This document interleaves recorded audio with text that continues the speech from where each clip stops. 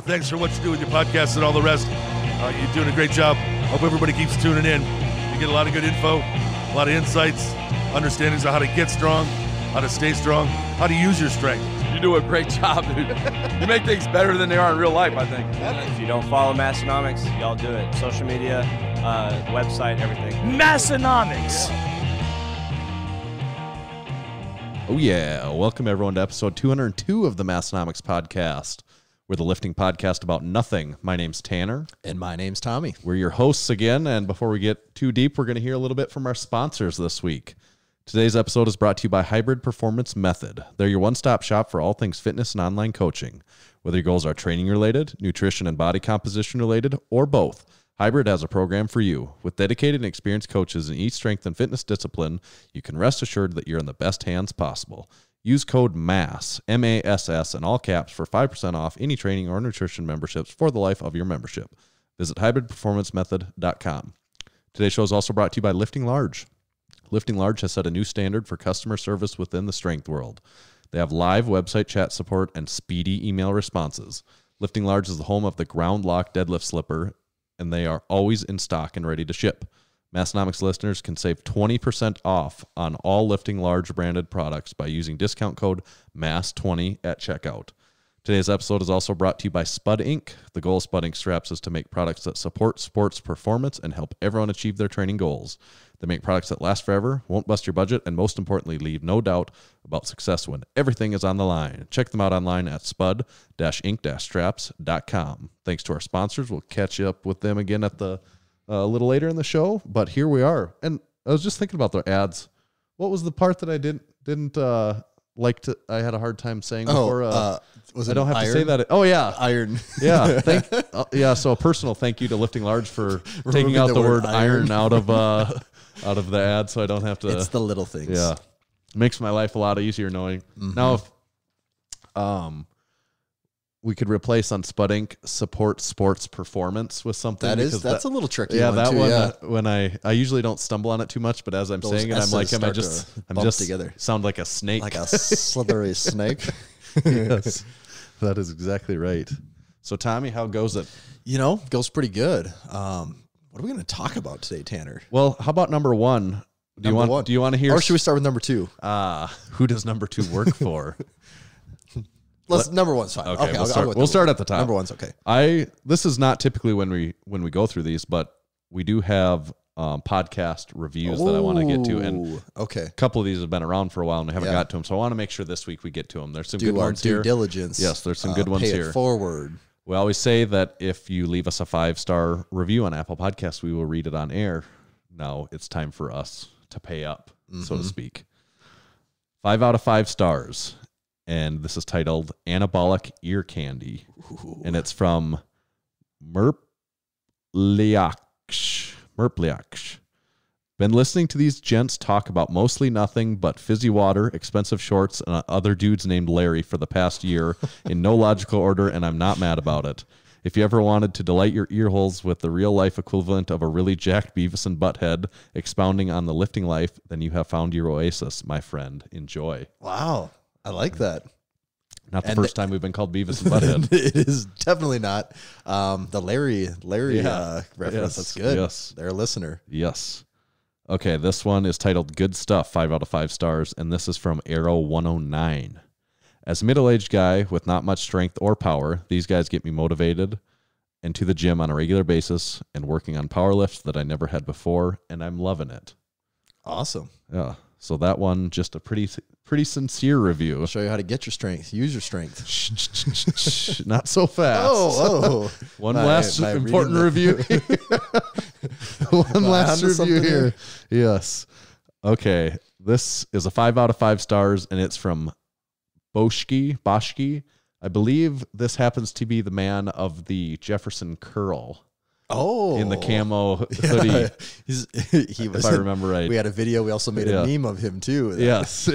That made me giggle a lot. And it is title is Dear Tommy and Tanner. Tommy Tomi, Tanner Taner. Okay. He says Massenomics used to be the world's strongest podcast. Now they're just a lifting podcast about nothing. Sad. I only gave this review 5 stars so they wouldn't just pay to have it deleted. If I didn't own 3 of their shirts, a pair of lift shorts, and a handful of stickers and 2 Massenomics sweaters, I'd stop listening. I guess I'm in too deep now. He's heavily invested. Yes. Otherwise, I want to thank Massenomics for what they do in the podcast and all the rest. They're doing a great job. I hope everybody keeps tuning in. They've got a lot of good info, a lot of insights, understandings on how to get strong, how to stay strong, how to use your strength. P.S.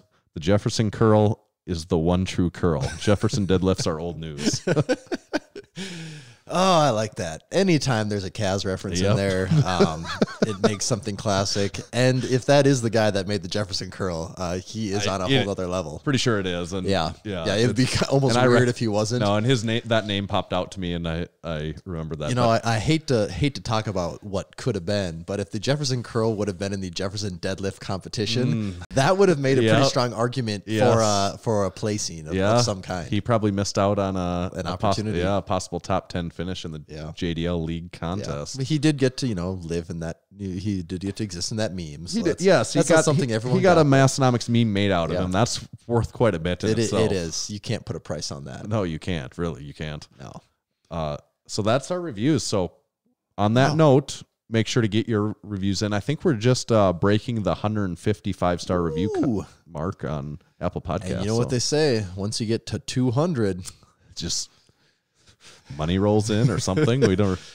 I don't know what they say, but they say something. Something good happens. Good happens. Something else good happens at this part of the podcast too, Tanner, where we hop into a crispy refreshment. Oh, right. And I want you to guess this time. And I don't want to jinx you, but I might be a little surprised if you don't get this one, Tanner. Don't say that. I'm just. Have you forgotten my history of what's in the can? No looking now. Okay. No looking. All right, and I haven't seen even colors or anything. So every once in a while I see some colors. This is what's in that can, for those of you that don't know, where we take, it can be anything. It tends to be a sparkling water of some kind because sparkling water. And Tanner tries his hardest to guess. Usually to no avail. And if you haven't had LaCroix or anything like that in the past, you don't know how hard this game can be. And even if you are a fan of LaCroix, you have to actually try doing this like a blind taste test.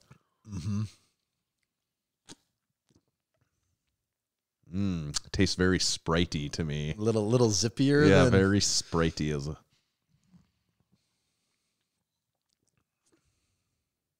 I would have to say lemon lime because it tastes a lot like. Is Sprite flavored lemon lime? Sprite is lemon lime. I'm saying lemon lime then. So you're saying this is a lemon lime? Is it a soda or a fizzy water? Oh. It's funny how someone that normally drank pop would probably laugh and be like, "This is not a pop." But to me, I have to actually think about it because I don't drink pop very often, so I don't. Not used to it because to me I'm like, this has quite a bit of flavor. Yeah, to me this has a lot of flavor. I think it does too. But it's a fizzy water. I'm pretty sure. Right. Sprite, so lemon lime flavored fizzy water. Maybe not a LaCroix. Maybe something different. Do you want to take a look at what we got here? It's green. It is green. So that's a good start. A green lime Waterloo. Now this I do have to give. Jake Heinrich credit on this one. He sent me a lot of Waterloo photos. Yep. Finally, I gave in. Jake the Snake Heinrich. Speaking another winner of the JDL League competition. I finally gave in to his peer pressure at Target the other day. I saw they had Waterloo. I'm like, you know what? I better get on that. Waterloo might be the strongest flavor out of any sparkling water This I've has ever a had. strong flavor. Like to the point where I actually had to look on the label and see if there was sugar in it even.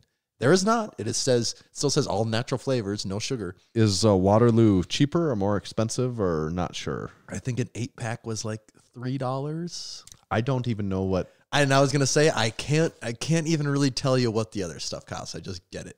I haven't been shocked. I do know. I did pay attention enough to know that on the very top shelf at Target is your S. Pellegrino and those ones. And those ones are more expensive. I want to say an 8-pack was like $5. Okay. Which to me seems like enough for those, for like the little can of that. But these I think were pretty much the same price as the other ones. I think the one Jake normally sends is like peach or pear or something. Based off of how this is, I'm kind of curious to know what that one tastes like now. Yeah, this one's good though. I can recommend it. I think I can. I was a little wrong, right? I said lemon lime. It is just lime, but it does. I mean, it does taste a lot like Sprite. I think I would give this 4 JD Power and Associates awards. That's a pretty strong rating. Maybe even more. You know, the fact that it tastes so much like a pop that people like, I feel like it's got to be rated pretty highly. It does say right on the can, legendary taste. LaCroix doesn't say that. That's true. LaCroix's taste is not legendary, is it? Incredibly subtle taste, I think is what it says on their can. Okay. So you gave it 4? Mm-hmm. Gosh, I don't know. That's so hard to... I'll give it 3.5. I mean, we are talking JD Power and Associates Award. It's right. not just something you just give away. We gave Matt Vincent a JD Power and Associates Award even last week, so that's he was a good guest. Mm-hmm. I'll give it 3.5. I'll stick with that. I'll give it the usual Massenomics 3.5. The old tried and true. Yeah, middle of the road. It is good though.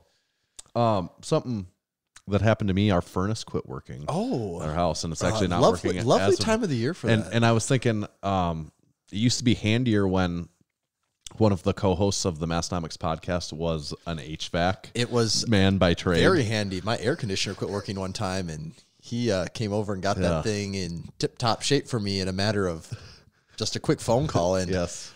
Based off what he told me, that would have cost me quite a bit of money. Yes. I also had him do something at one point in time, and wishing he was here right now to have done that to again. To just hold you over a couple more months. But instead, we had to call the old repairman. And is that a major repair? Do you know yet?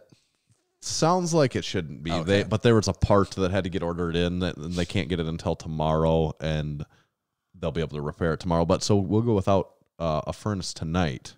But we have a fireplace. Oh, and okay, yeah. Then we got like an Eden Pure heater to plug in and stuff. So and luckily it's not like a 2-story house either. Right. And we just won't habitate in the basement today, tonight. So just block us off to one floor and close down a few Just rooms. put everyone in one bedroom and lock the Just like door the and just say days. we can't get out of here. Like the power went out, you guys are just shutting in. But I'm still afraid of the bill because house repairs are always that one thing where it's just you never know.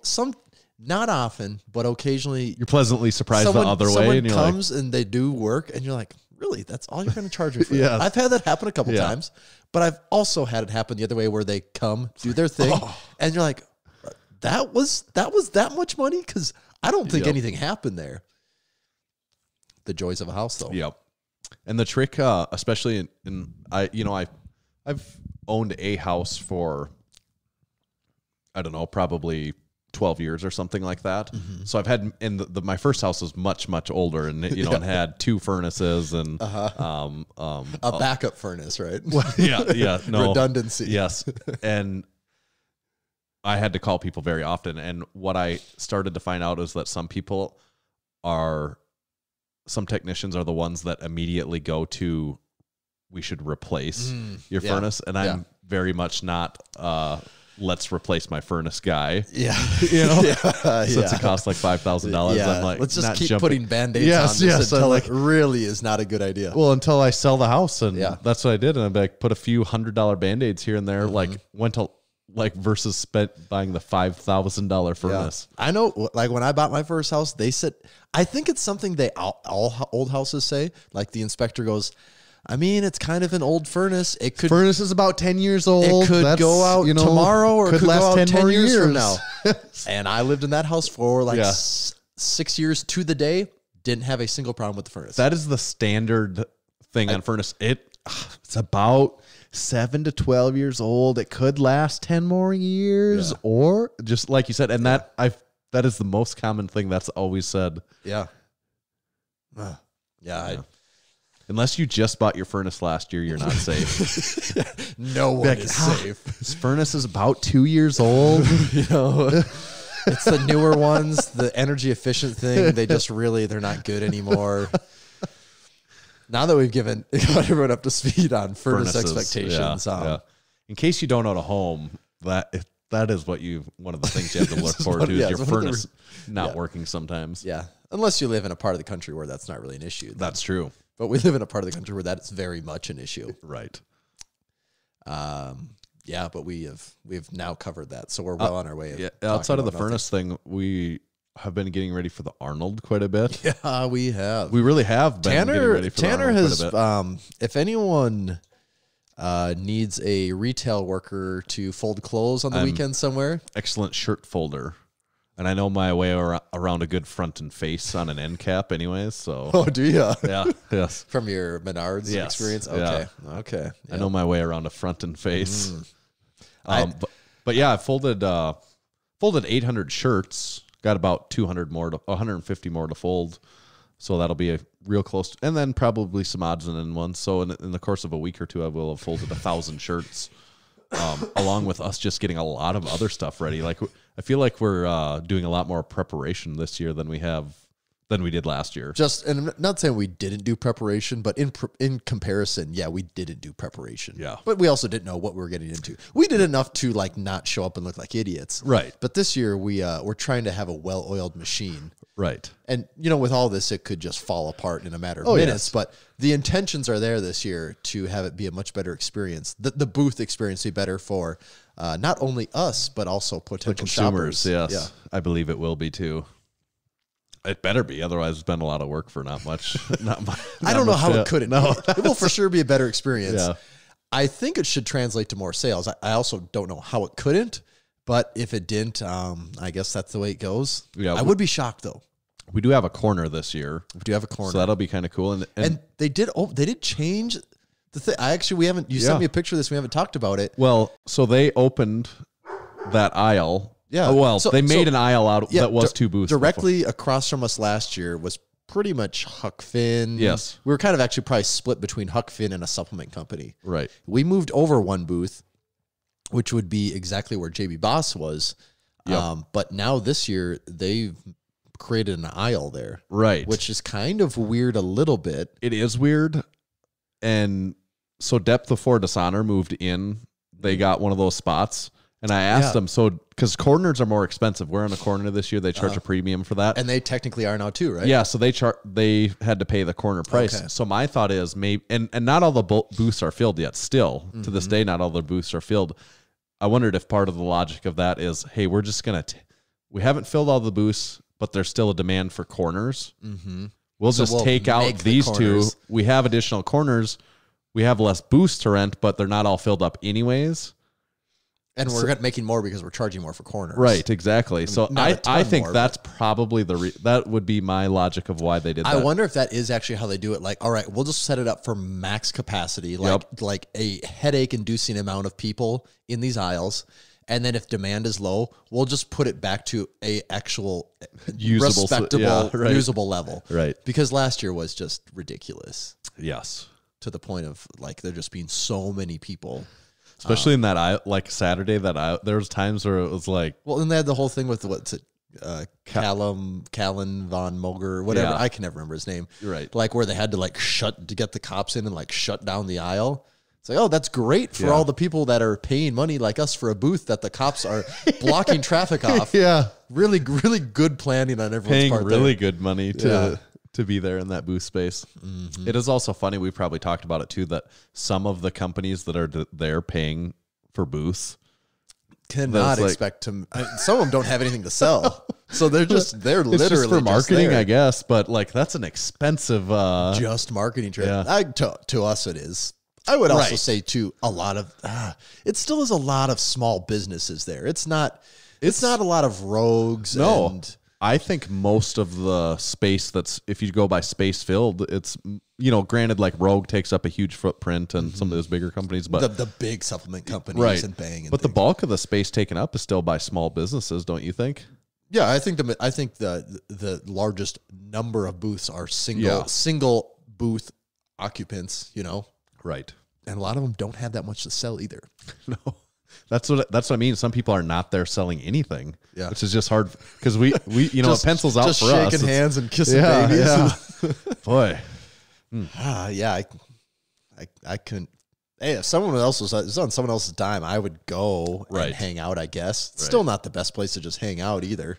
No, and that's just like what Matt was talking about last week, that it's not it's really not a hangout, especially for us. Like it's really like pretty very intense much a work. work. Yeah. Especially when we're getting there like by 7 every day and just assuming we're not going to go to the bathroom for like 12 hours. It's also like a way different kind of work than I normally do in my life now too. Yeah. I stand and talk more in one day there than I do in months of my own personal work. Me too for without sure. a doubt. But I guess you have to be a little bit, that's as like the working a booth, that's like kind of what you have to do. Yeah. And it's fun though. It is a lot of fun. It's like we're so landlocked. It's our one time of the year we can actually meet people and talk and have a good time. So yeah. The other thing about the Arnold that I wanted to mention is we had talked about it. I had brought up that it'd be really great if they, Brian Shaw didn't qualify for the Arnold by the normal Arnold qualification standards. And I was wondering if they would just say, yeah, fuck it. You're coming anyways. You're Brian Shaw. Yes. And I was curious if that would happen. And apparently a lot of people were curious about that and asking him about it. And he did put out I think he did like a Q&A on YouTube or something like that. But he responded to this question because Arnold himself, I think at Santa Monica, said something, like it was a little confusing the way he said it, but said something about how he's going to make sure Brian is there. Really? Yeah, Arnold did, after the Santa Monica show when he didn't make it. And Brian kind of addressed that and said Arnold really didn't talk to him about that. He doesn't know if he did say something or not, but if he did, he hasn't said that to him. But he said if they did ask him to do it, he would turn it down because he wouldn't want there are qualification standards and he wouldn't feel right taking that by not actually and you have qualifying. to wonder like how prepped he is at this point too. Like if he's assuming he's not going into it, right? Then that's just a big part of it. To get a call last minute or 2 weeks before and be like, hey, you ready to go? He could definitely go and perform, but he's not going to perform, I would think, to the level that he wants to perform. And he said it's almost he's a little relieved in some ways of not doing it because this allows him to just train for World's Strongest Man, not like crash train for the Arnold, get done with that, get like injured in some way like he has like the last he said years. In the last 10 years he hasn't ever gotten to just train for World's Strongest Man. Also an interesting point, he said the Arnold is great and it's a big show and it's kind of the heaviest show and people respect it and love it a lot, and I think he's won 3 of them, but he said if I win a 4th Arnold Strongman, that means absolutely nothing to me or almost anyone else. But if I win a 5th World's Strongest Man title, like that is in strongman, that's the thing that people talk about is how many times have you won World's Strongest Man? Yeah, it is. That one's a tricky one for me. Obviously, I'm not ever going to be at the level. We don't have to worry I'm about just it too much. Purely talking as an outsider, but yeah, I do. World's Strongest Man is the bigger title. But titles are always that thing that you have forever. Records will be broken. No matter what the record is, it will go away sometime. Yep. So just because you're a record holder now, give it 1, 2, 5, 10, 20 years, your name will either be at number 2 or 30 on the list, depending on how things change. Right. Titles, no one can take that from you. You have that forever.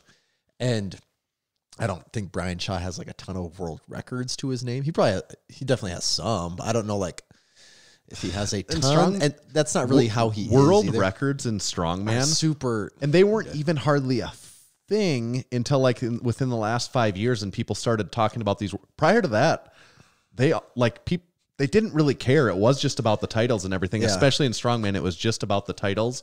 And then, I think the deadlift was a big thing. I think it was the deadlift and the log. Yeah, I was gonna say those two got these world records. Really started getting it going. But prior to in the last 5 years, I don't think in strongman people didn't really give a shit about the records. Yeah, and strongman isn't a particular sport where it's really conducive for the records. Powerlifting is because it's literally numbers, pretty much standardized. It's meant to be as cookie cutter as possible. Right, but strongman is there's so many other variables. Yeah, but. He is right. The World's Strongest, that title is the most important. That is the pinnacle of the strongman sport. Right. But I would think that an Arnold Strongman Classic has to be number 2, right? Yes, I think for sure it's number 2. I think that everyone, especially would agree with that, the other one there too is, in Ohio, only 10 people get to go. Yes. Whereas World's Strongest Man, 20 people get to take a shot at it. Yep. And I know there's qualifiers and things leading up to it. So you could almost say that, well, the classic is the finals that World's Strongest Man has anyways. Right. Yeah, that's kind of true too. It is. Yeah, it's different things. I get what he's saying though. That makes sense. I buy it. But he also hinted at like maybe there would be some change to because he said the way the rules are now, he said that like 3 or 4 times, the way the rules are now, I wouldn't have qualified. So it kind of made me think like there'll be the rules are, they're not this way forever. Right. Because my thing is like maybe they just say everyone that's a former champ, if they want to do it, you have an open invitation. Yep. Which I can understand how that makes sense because you always want, like anyone that's ever won it before. It's a loss for besides, well, even Brian Shaw a little bit, but for promoters, fans, and everyone else, it's a loss with him not being there because he's one of the biggest names. Because even if, say, Big Z, who's won it, maybe I think he's probably won it more than anyone ever has, the Arnold, and he hasn't been competing at that stage for a few years now. But if just all of a sudden this year he's like, "Yep, I'm taking a crack at it," everyone would be excited. Oh, people would be hyped it'd be like, for that. Oh, awesome! Yes, he's like, doesn't have to do any qualifiers. He's like, I am just making a run at that one show, and maybe he doesn't. That would be really cool. The thing that would start to happen there is over the course of 10 years. Well, but you said winners though, and we've only have we had 4 winners in the past 6 years, maybe? Yeah, probably. Even if you took it back 10 years, Brian Thor and Z, Thor and Z. Martin, no, Martins hasn't. He got Was it Thor last year? Yeah, again? Thor won back to back. The other Lithuanian guy has won it before too. Actually, that Lalas. Yeah, he's won the Arnold one year. I'm pretty sure. Yeah. So there's only 4 people, and that's including Vitalis. Eddie Hall didn't that one year, did he? I don't think he's ever won the Arnold. I don't think he's ever won the Arnold. Yeah, because I think on Born Strong, Z won it. Yeah, he won it that year. Yeah. So there's really, if you include Z and Vitalis Lalas and Thor and Shaw, there's really only 4 existing champions that could, not probably be embarrassed if they went and competed. Yeah, that would be cool. If you left it up to 10 people and then previous people get an automatic, previous winners get an automatic invite. Because right now it's just if you won last year, you'll get the automatic invite, right? Right. And if you won the amateur, when you win the amateur the year before, you get to be on the big stage too, which is kind of cool. Yeah, that would be cool. Yeah. Wow. Well, now that we got that figured out, it's time for some freaking ads. Now that we got that solved. Now that we figured out how Brian Shaw should feel about things. Today's show is brought to you by Lifting Large. Lifting Large sets the new standard for customer service within the strength world. Get email responses in hours, not days. They now have live website chat support available during the weekdays so you can get advice from a real powerlifter with actual platform experience. The Lifting Large team wants to help you achieve new PRs in the gym and on the competition stage. When you're ready to try single ply and make your way to the dark side, give them a call. Lifting Large is the home of the ground lock deadlift slipper, and it's always in stock and always ready to ship. Massenomics listeners can save 20% on all Lifting Large branded products by using discount code MASS20 at checkout. That's MASS20 to save 20% on all Lifting Large branded items. Place your orders at liftinglarge.com, and you can follow them on Instagram at liftinglarge.com. That's liftinglarge.com. The Massenomics podcast is also brought to you by Spud Inc. and the Track Harness. The Spud Inc. Track Harness is perfect for speed, strength, and agility training. Built from soft, comfortable webbing that won't restrict blood flow while training, the Track Harness has a snug fit that allows for fast, directional changes without any slipping that could throw an athlete off balance. From the largest gyms to the smallest weight rooms, the Track Harness unlocks dozens of necessary exercises for strength athletes of all kinds. Pull sleds, run against a parachute, or even attach a band for plyometric work. And just in case you're wondering, no, this harness can't take you back to your high school glory days and how fast you were pulling sleds or running against a parachute. Damn it. Check out the Spud Inc. Track Harness online at spud-inc-straps.com. And this episode is also brought to you by Hybrid Performance Method. If you've been training without a coach and have been looking for a competitive edge, remember to check out hybridperformancemethod.com. Hybrid has 15 different strength and fitness programs covering everything from powerlifting and strongman to gymnastics and general fitness, all included in one training membership. That's not all. Hybrid also offers one-on-one personalized nutrition coaching that uses lifestyle habits and a flexible approach to shape your nutrition plan around your current lifestyle, instead of turning your lifestyle upside down in order to support unsustainable habits that only work in the short run the way most programs do. If you're ready to take your training, nutrition, or both to the next level, use code MASS in all caps for 5% off to all memberships. To all programs for the life of your membership. And if it's been a little while since we've heard from anyone with their amazing transformations, if they do have one, we always love to see those things. Yeah, let us know about your success on the hybrid performance method training or nutrition programs. We've seen a few of them, and we have pretty impressive. Right, I agree. Thank you to our sponsors. So we have a special call today. We haven't even talked about that. We're calling a special friend for the episode. Yeah, today. we are. I guess we'll let the cat out of the bag. We're going to call Big Jake of BarBend. Maybe something I should have asked you off air, but probably funnier on air. You say his last name Boly, correct? I think. Yeah. It's Boly, right? Yeah, right. To me, that's Boly. Okay. Settled. I thought you were going to surprise me with something else. No. Okay. No. That's just something I'm like, yeah, you should probably hash that up before you call someone on your podcast. But because I suppose the alternative would be Boly. Possibly. Yeah. Maybe it's Boly. There could be like an accent mark in there that we missed. Well, I guess we'll find out. We'll give him a call right now. Get that queued up.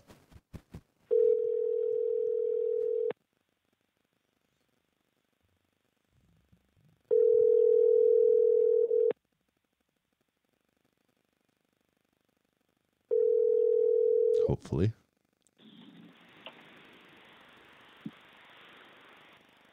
Hello? Yes, is this Jake from State Farm? This is him. Who may I ask is calling? This is the Massenomics podcast. Ooh, excellent. I told you guys once before that I didn't want any Bibles, but I guess we're here. Yep, we're back, Jake. This is Tommy and Tanner. How are you doing today? We're doing well. How are you guys? We're doing great. Good. I was just looking, I had texted you earlier today that letting you know that we're going to call, and an old text conversation from the first time we texted was on here. We met back on March 2nd, 2018. Jeez. Been that long already? Yeah. Time flies, doesn't it? That was pre-Arnold 2018. Yes. When this rich relationship started to bloom. Ever so rich. Jake, could you give everyone, all of our listeners, a quick background bio of who you are and what you do? Yeah, so quick little rundown. My name is Jake Boly. I am the fitness editor at BarBend.com. I've been there for about 3.5 years. And then on the side of that, I run a personal training business through a personal brand I have called Concrete Athletics. So I like to tie the writing and editorial with actual training as opposed to just being a writer in the field. So yeah, that's kind of me in a nutshell, man. I have my master's in sports science, CSCS, and bachelor's in sport, exercise science. And I've been at BarBend for a long time. So you have actual degrees. I was going to say, you have way more qualifications to talk about anything that we talk about. I don't know about that. So you have actual degrees and a professional career in this field, even. Yeah, I think professional is used loosely in this sense, but yeah. I do think that that's an interesting point, though, that a lot of the people, if you took, like, say, the lifting Instagram world, a snapshot of that, there's a lot of people that maybe like us and like a lot of power lifters, a lot of lifters out there that just have like a little bit of a gig, or they work for themselves in some way. They do some programming, some coaching, some various things, but you work for a company in BarBend. I know you do some things on your own as well, but you work for a company in BarBend that really exists as, a pretty significant entity in this space. It's a little bit uncommon, I think. Yeah, I think it is pretty rare, and I'm very, very fortunate, I think, to be where I'm at with BarBend. To be quite honest, it's I don't think it's common to exactly work in, like, let's say, an editorial space like this, especially one that's so centric on strength sports. So Right. every day I feel very fortunate. And it's like being able to talk to guys like you and work with athletes on the regular. Like that's a dream, honestly. Like nothing is ever taken for granted when I show up to work every day. Like honestly a blessing. Yeah. And does anyone, I mean, is there anybody besides you guys actually reporting on strength sports? Outside of the major achievements? There are some other entities out there, but usually they're more focused on this like one sport. So you have like Morning Chalk Up, they do great coverage of CrossFit. You have Starting Strongman, they are great at covering strongman, but Right. I think we're the, I guess, strength sports site that kind of ties everything together. And it's funny because you're seeing sites like Men's Health now jump into covering strength sports a little bit more, and they're starting to actually write on bigger lifts and powerlifting. Like they covered Steffi's latest performance. They cover Brian Shaw a lot, Eddie Hall. So I think bigger mainstream sites are finally getting it that, hey, strength sports are growing. It might be smart to actually start paying the fuck attention to other stuff than just getting abs in 10 quick moves. So it's been really interesting seeing other sites come up and start to cover it. But in terms of, I think, an all-in-one strength sports site, I think we are probably I know we are the biggest right now, at least that's covering like all the strength sports on one platform. For sure. And you've even covered some Massenomics stuff before, so that's a pretty big feather in your cap. Yeah. I covered the strongman event. Hell yeah. And we don't let just anyone cover us. It's a very elite No way. group.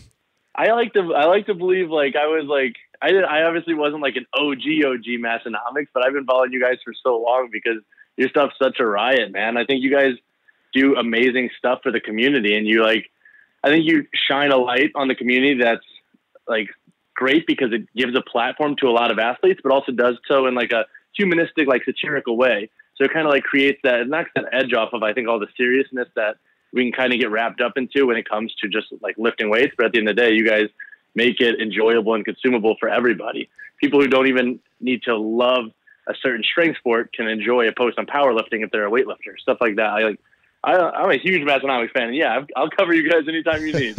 All right. Well, that was the soundbite we need. So thanks, Jake. I guess we'll go now. That's play that on loop for an hour. That's like a better summary wrap up of what we do than I would ever be able to articulate. I think so. You guys literally sell satirical shorts and charge like you marked them up like 4 times. Like, come on.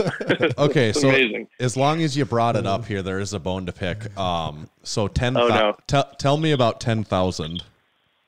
Oh, here we go. 10,000. We're going. I saw you guys share a story the other day with the comments. Those are not my lift shorts. I saw that. So we didn't start. We didn't start that though. That was kind of like we're just kind of picking up on where some of our fans have picked that, and not just it's not picking on any particular brand that's coming on several. But tell us what do you know what 10,000's tagline is by chance?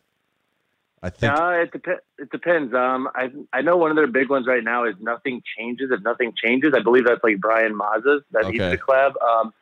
I think every day better. I believe it's 10,000s or I forget their actual tag. There was one. Yeah, There was one other one. I have to get it out there though because it was good. What is it here?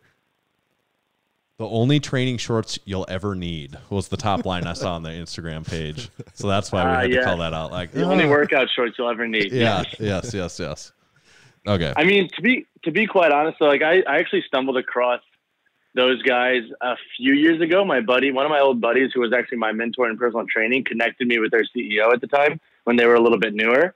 And like they gave me some free gear at the time. And like technically I'm an ambassador, but I never really like pushing that stuff on my social. Like every once in a while I'll drop a plug, but reality is like I just am not a huge advocate of pushing different products. And the reason I do actually work with them, because they're the only company I actually work with, is just because there's stuff like I'm a stickler of like if it works and it fits, I will wear that shit until I'm dead.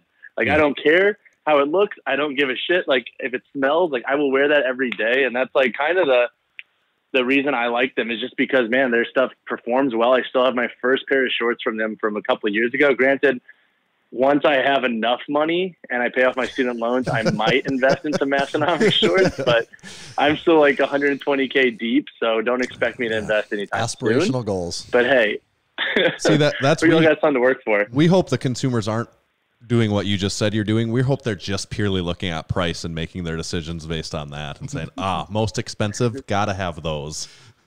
Yeah, I mean I think it's more of like it's a bougie statement, right? It's like it's a statement. You walk into the gym wearing it's a statement shorts. piece. Yep. Nobody's messing with you. Guys are getting off the bench for you. Whatever you need, you got. Hey, what about physique and what about the ebook? Tell us about that. Oh man, you know it's funny. He was just here with his girlfriend for a week. We stayed in my little studio in New York, and there was 3 of us, right? And Elgin is a really good friend of mine. He's him and I connected last year, probably just about a year ago, and we were like talking about how we could work with one another, and we came up with this book idea. But circling back to this past week, he came up to work on another project with me. The book went live in December. It had a lot of growth. We thought it actually did way better than we expected. So we're doing our next project. But him and his girlfriend, man, staying with me for a week in my tiny studio, it was a riot. It was such a good time. And his girlfriend, Sarah, is amazing. So nice. And the first thing she does, I'm not even kidding you, I go to work on Thursday. They're like exploring the city, but I come back home. My whole apartment is clean. She's like, I can't do mess. Nice. Mind you, I cleaned my apartment before they came. I thought it was clean by my standards, but it was like a whole nother level. And then to take it even a step further, man, I swear to God, they love carbs so much. I compete on Sunday, right? And I'm sitting around 179 before they came, but all we did was eat pasta and donuts. And now I'm weighing 184, and I have to actually kind of be mindful of my weight in the next 3 days. So you have you have a meet this weekend then? Yeah, I compete on Sunday. Yeah, we'll see how that goes. Excellent. What's his name? That the owner of Physique then? What'd you say his first name is? His name is Elgin Loki. Okay. Is he the artist then? That's something that he's man, it's crazy because him and I have tied a lot of our talents together, and man, he is such a great artist. And I was watching him work while he was here, and just how he formats things and takes his ideas and creates them it's insane. He does it all on a tablet, and it just looks so damn clean every single time. And he's so quick at it. It's unreal. But yeah, that's all his own art. He is the artist, and he comes up with the ideas there. Yeah, that's impressive. You never know, behind certain accounts, how much people actually do with certain things. So right. I always think it's awesome when you hear of people actually doing their own stuff. Right. Yeah, none of that stuff's outsourced. That's all him. And we have actually ripped off one of his drawings before, and he liked it. He said he got a kick really out of dumb it. meme out of it. Yeah. It was really funny. He was leaving today. Actually, I literally just booked him an Uber to the airport probably an hour and a half ago, and I was talking. I was like, "Yeah, I'm podcasting the Massenomics guys tonight." He's like, "Oh, he's like, those are the guys that took the Jefferson deadlift and made it their own." And he's like, we're dying. And he loves you guys. He thinks you guys are a riot. Great. All right. Have you guys, actually, you know what? I have a question for you guys. Have you ever done something satirical like that and had backlash from somebody? We always get there's always people that don't get the joke at all and then get mad that we're joking about something because training is not something you joke about. But if you're asking, if we've done something satirical and if the original creator of what we used as the base, if they've gotten upset at us or gone farther with it, the answer to that is basically no. No. Yeah. If we're using stuff like that, we try to be very obvious about where we're getting it from. Otherwise, memes are almost kind of just public domain. Really. There is always an element of a little bit on uncertainty there, but it's great. Say when we took one of Physique's and we turned it into something, make sure to tag them and give them credit. That this is their original post, that we're just making it silly, but it is reassuring and fun when we see them comment on there that that getting a couple laughs out of it. But no, I don't think anyone's ever really gotten upset about that sort of thing. So it's interesting. I wonder if it has to do with I feel like if you do that for a living, it's you don't really get mad at that stuff anymore. It's always the people I think that aren't kind of on that circle of I guess the no, we can call it, that get mad, you know, like like if somebody ever said something from BarBend and they credit us, like, I think that's really cool. And I would never get mad about that, but it's like, yeah, I couldn't imagine somebody would actually get mad if you guys are giving accreditation and like making it a soft joke. It's never intended to be serious. I think we've always like put enough of our take on it too, where it's always kind of, I mean, it's definitely, you can tell where the source content came from, but like we've done enough of a remix to where it is its own thing now, right? You know, where it has legs a little bit. It's not just like we literally took this person's post and then said, look what we made. And leave it ambiguous enough that we're saying, hey, look what we made. We're not really saying we made it, but it looks like we did here. Yeah, I think we kind of avoid that enough, at least. Yeah. Yeah, I think you guys walked the line really well, honestly. We're like Johnny Cash. All right, Jake, probably the most important reason we had to have you on here today was to get you to play along with our overrated, underrated game. Are you interested in playing with us today? Yeah, sure. I'm ready to be judged based off my gut reaction to your questions. Perfect. Oh, that is exactly right. And we do have a full list of rules. We won't go over the full list today, but just so you know, you do have to come up with a final answer of overrated or underrated. You can't say anything is appropriately rated. That's probably the number one key here. Number two is you have your druthers to kind of take this spin as you'd like. We'd like to hear you maybe talk out loud a little bit about why you're choosing the way you're choosing. Anything else he needs to know? Yeah, those are the two big points. Just talk it out, and you have to make a decision. Is really what it comes down to. We always kind of specify it's not, the question really isn't do you like it or do you dislike it. It's, is it overrated or underrated? Got it. All right. So are you ready? We can do that. And we do cater these a little bit to you here today, so I think you'll enjoy the topics. Topic number one, Jake, overrated or underrated? True form runners. Overrated. Because the reason, so I love true form runners, but I like to run outside, and I think they're expensive as shit. So personally, I think they're overrated, but I like the benefit of them in the gym for a lot of people because they actually are, I think, a lot more beneficial than traditional treadmills. I think that's a pretty reasonable answer. Okay, topic number two. Overrated or underrated flannel shirts? Under fucking rated. And this, I feel like, dude, if you guys have me to South Dakota, you know I'm packing all my flannels, which are just two. I only wear two. Keep them in rotation all week. Yeah, I don't know if I could speak any more highly of flannel shirts. I think they go great in every setting. Wear them to weddings, wear them to funerals. Flannel shirts every day. All right, that's a very resounding underrated. Yep, I think you're on the nose on that one too. Topic number three: overrated or underrated New York City? Ooh, honestly, overrated. Despite the fact that I love it, but at the end of the day, like, New York is very expensive. It is not the healthiest place, in my opinion, to live. It's very stressful. Just beats you down. Like, I would rather be living in Denver, doing my thing, having a little bit more nature in my life. But I love the city for what it's worth. I love the career I've built here, and I love the people and the network I've built. So in terms of like overall quality of life, definitely overrated, but hell, I'm still here working and love it. And I guess I'm just a sadistic person. So where are you from originally?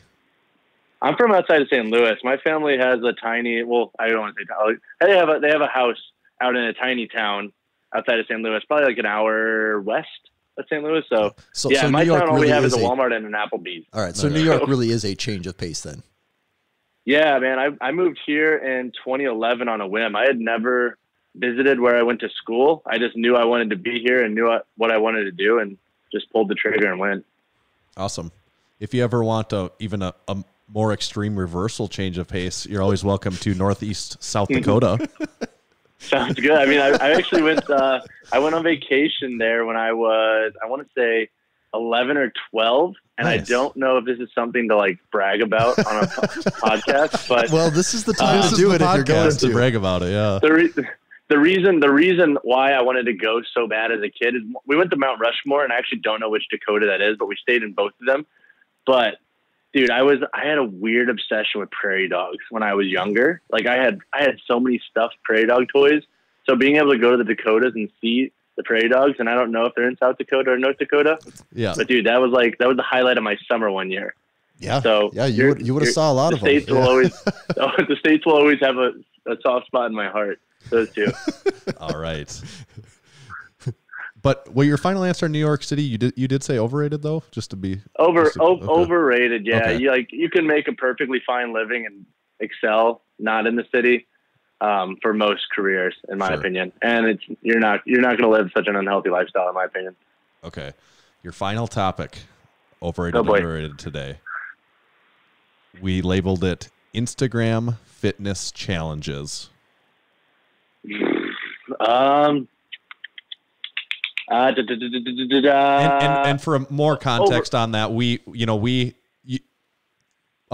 Thor's challenge, your challenge that you popularized here recently, we had a Jefferson deadlift competition challenge, that sort of thing, at some point in time too. So all three of us talking here have been involved in them, but go ahead. We're curious to hear your interpretation. You know what's funny? My gut. Okay, so look, my gut says overrated, but I'm going to go with underrated. And there's a reason for it. One, I think that fitness challenges can take kind of a negative light when people blow them out of proportion or they take them to the next level. But I think they're underrated because they do connect a lot of people together. Like, we didn't mean the Thor challenge to get as much traction as it did, to be quite honest. I saw some high schooler do it on TikTok, and I was like, I could do that.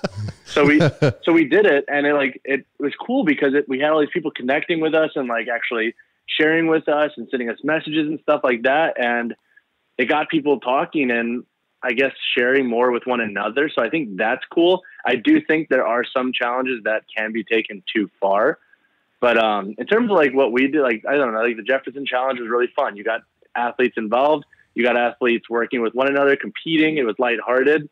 So I think they're underrated in the sense of building community, but I do think they can be overrated if you're just doing it for the clout. Like if you're just doing fitness challenges day in and day out on Instagram, then I think they're overrated, but underrated in the sense of connecting the community. And you are really skating the line there, Jake, of deciding on an overrated or underrated. Oh my God, I know. Underrated. Yeah. Underrated is my final answer. Okay. I think that was good reasoning behind that too. Yeah, that was pretty fair. That wraps up our overrated, underrated segment. The other thing I was going to mention, the BarBend podcast, you guys have been doing a great job. I've listened to probably a majority of the ones that you're doing on there. Do you say guest host when you host those? Because you host quite a few of them to be the guest host. Yeah, so the podcast was started up by David, and he does probably like 90% of them. I would say like he does so many podcasts on there. Yeah.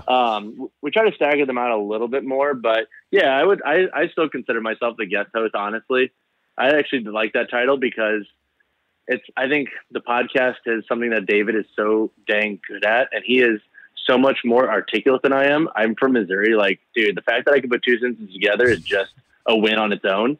So to be able to talk for an hour and not have people be like, what the hell is this guy saying?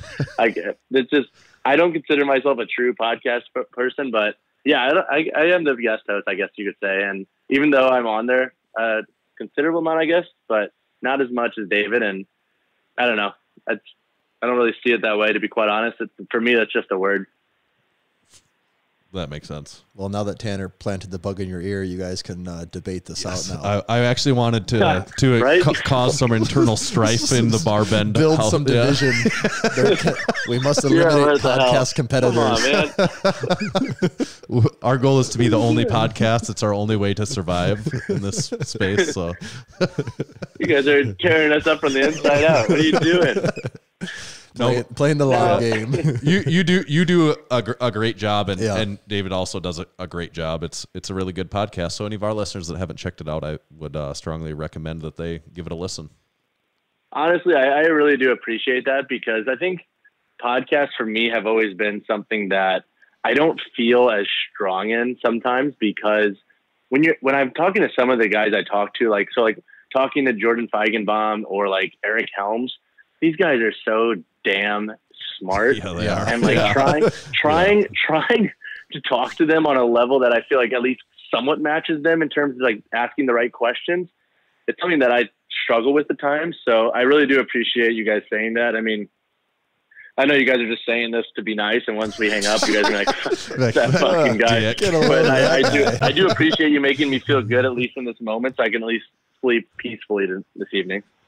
Well, as someone that, as two guys that really have no idea what they're doing, we're qualified to say, how this goes. So you're doing just fine. And that's I appreciate that. I think what you said, really having Barbell Medicine or Eric Helms or any of those guys on there, those will probably not be guests on the Massenomics podcast. Also,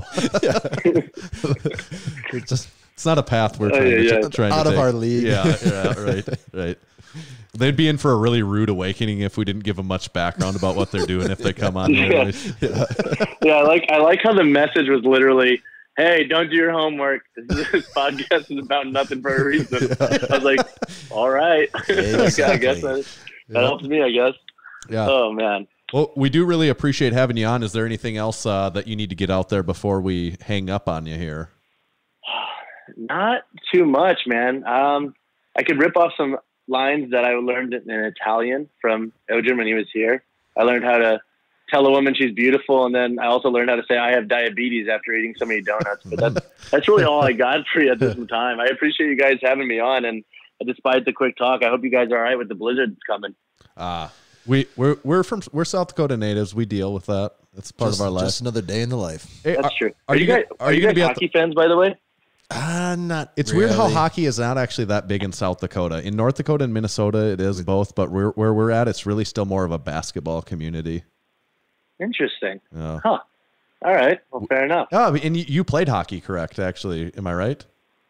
Yeah, I played. I played a year in college, and then I switched to cheerleading, which is a much more masculine sport. Sorry, we unfortunately can't relate on either of those things. Yeah, most people can't. It's funny when I tell folks in the lifting community, they're like, "Wait, what? Kevin Oak? Did you do?" Kevin Oak was a cheerleader, correct? So was Dan. Well, I don't know if Kevin Oak maybe I'm was, just Dan thinking Green Dan was. Green. Yeah, Okay. Yeah, that might be right. Yeah, there you go. Yeah, so Kevin Oak was a I just sprinter. tell people that, and they're like, "Oh, all right, I get it now." Yeah. And I'm like, "Yes, I also deadlift 900 pounds, beltless in the cage." We're kind of the same. Will you be at the Arnold, Jake? I believe so. Yeah, I actually just talked to David about it today. I'm trying to get out there. I like to go every year and just make rounds and like see guys like yourselves and say what's up, see how everybody's doing. Hopefully, I will be out there. I would say 85% right now I'm going. I might actually bring my nutrition editor / colleague, Nick English, with me. And he's always a riot. So I'll obviously invite you all I'll make the connection when we're out there. But yeah, I believe I'll be there. You guys will have a booth again? You bet. Yep. We'd love to see you if you're around then. Be slanging shorts over there. Yeah. And maybe I'll get a BarBend budget and I'll say I used it on the hotel, but I'll get some shorts instead. That might not be enough, but good luck. You're right. I don't know. I think we need another round of funding to get there. Yes. All right. Thanks, man. We will hopefully see you there. We appreciate having you on. We'll catch you later. Thanks, Jake. Thank you guys so much. Talk soon. Yep. See ya. Bye. Woo. Thank you, Jake, from State Farm. We got to set the record straight here. I don't know what he's talking about with the music thing. We were for real not pranking him there. Maybe our soundboard was acting up or something. Oh, and we would have heard that on our end. I'm pretty sure if there was anything that we'll find out on the real recording, I guess. Yeah. Maybe we'll find out there actually is just music playing in the background. Well, and for a second, because when we do that, my phone is hooked up to the soundboard, and I was like, "Do I have music playing?" And when he said it's Post Malone, I'm like, "Pretty sure Post Malone." I don't know what would be piping through that Post Malone would be catching on there, but no, I sure didn't hear it. I didn't either. I think we're good. Yeah, I think so. So that was Jake from State Farm. Finally got to talk to him. Wasn't that a recurring Super Bowl? Did they bring back Jake from State Farm or something like that? Yeah, I can't even remember. That was like 2 weeks ago. I already forgot everything that happened, Tanner. I don't even know who won the Super Bowl. I don't even remember what teams were in it. It's a fresh year. Everyone's undefeated now. Did you want to go over last week's overrated, underrated topics? We should really quick, with Matt Vincent. Before we shut her down here. Yes. Topic number 1 last week was Highland Games. Matt said underrated for sure. I agree with him. The people, 89%. underrated. That's a very strong. That is a pretty polarizing answer. Yeah, that's good. We don't do too many things that get to the high 80s, 90 mark. No, not at all. Iceland, Matt said underrated. And the people, 84% Wow, underrated. another 80%er. Yeah, so he was right on the money on both of those for sure. Oh, wow. I haven't looked at these numbers yet since they were posted, but Valentine's Day, Matt said overrated. Guess what the number was on this? I would think like 90 probably. Yeah, 93% that doesn't overrated. surprise me with our audience that everyone would think that's overrated. That is a high number. Yeah, that is. Okay, probably the most heated one of the bunch then, overrated, underrated, it was sunflower seeds. Matt said over? I think he said over. Overrated, I would be very torn on this. I think you'd have to catch. I think it would depend on the day, my answer. Yeah. People said 56% overrated. But I loved this. I really liked this picture. that was a good photo for it, yeah. So that was the only tightly contested one there. Tommy, should we hear from our sponsors again? Let's for freaking this do episode? it. Today's episode was brought to you by Spud Inc. The goal of Spudding Straps is to make products that support sports performance and help everyone achieve their training goals. They make products that last forever, won't bust your budget, and most importantly, leave no doubt about success when everything is on the line. Check them out online at spud-ink-straps.com. This episode is also brought to you by Hybrid Performance Method. They're your one-stop shop online for all things fitness and coaching. Whether your goals are training-related, nutrition and body composition-related, or both, Hybrid has a program for you. With dedicated and experienced coaches in each strength and fitness discipline, you can rest assured that you're in the best hands possible. Use code MASS, M-A-S-S, in all caps for 5% off any training or nutrition memberships for the life of your membership. Visit hybridperformancemethod.com. Today's show is also brought to you by Lifting Large. Lifting Large has set a new standard for customer service within the strength world. They have live website chat support and speedy email responses. Lifting Large is the home for the Ground Lock deadlift slipper, and they are always in stock and ready to ship. Massenomics listeners can save 20% off on all Lifting Large branded products by using the discount code MASS20 at checkout. Thank you again to our sponsors. You can also make sure to check out the Massenomics online store, Massenomics.com. You should check it out. We're fully locked and loaded and stocked on just about damn near everything because we're getting ready for the Arnold. So we got a whole bunch of shirts. So we'd love if you stopped by. If you really want something, now is your chance to get it because the Arnold will definitely wipe out supply of a lot of things. Yeah, there's going to be like a month post Arnold where we're trying to. Yeah, so if there's something you want, now is the perfect time to stock up. Definitely now. You can also subscribe to us on YouTube, like us on Facebook, leave us one of those Apple Podcast reviews like we talked about at the beginning. And Tommy, what's your Instagram handle? You can find me at Tomahawk_D. And make sure to follow the official Massenomics Instagram page at Massenomics. We'll catch you next time.